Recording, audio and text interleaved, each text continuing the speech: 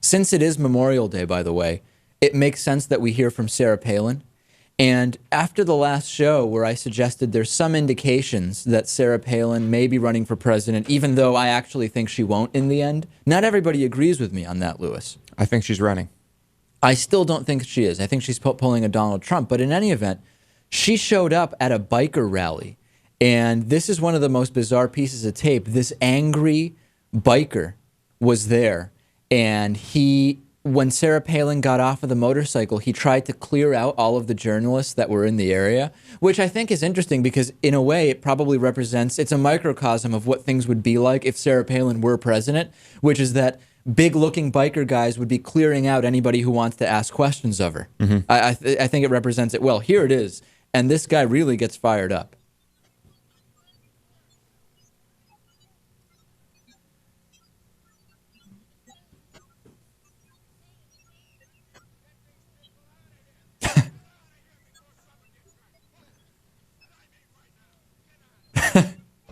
So this guy very, very protective over Sarah Palin. And then Sarah Palin goes on, since it is Memorial Day, well, what are your thoughts about Memorial Day, Sarah?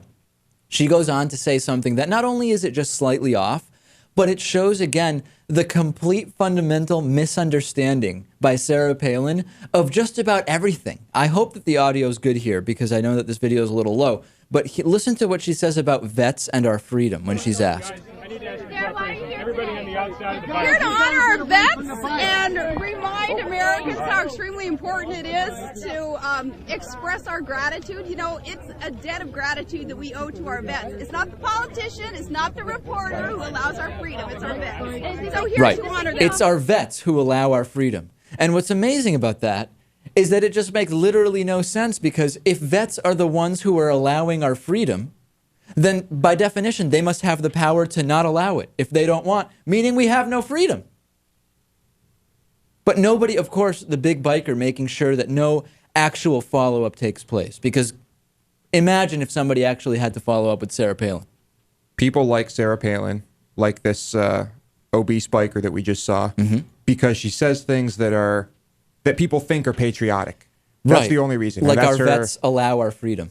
That's it. She just says things that are patriotic, and people love it. You know, strategically, I actually think it makes sense for Sarah Palin to do this thing where she keeps people wondering whether she is or isn't running. Because if we look at Sarah Palin's popularity in polls, back during the first round of speculation where it looked like Sarah Palin might actually be running for president, she was doing significantly better.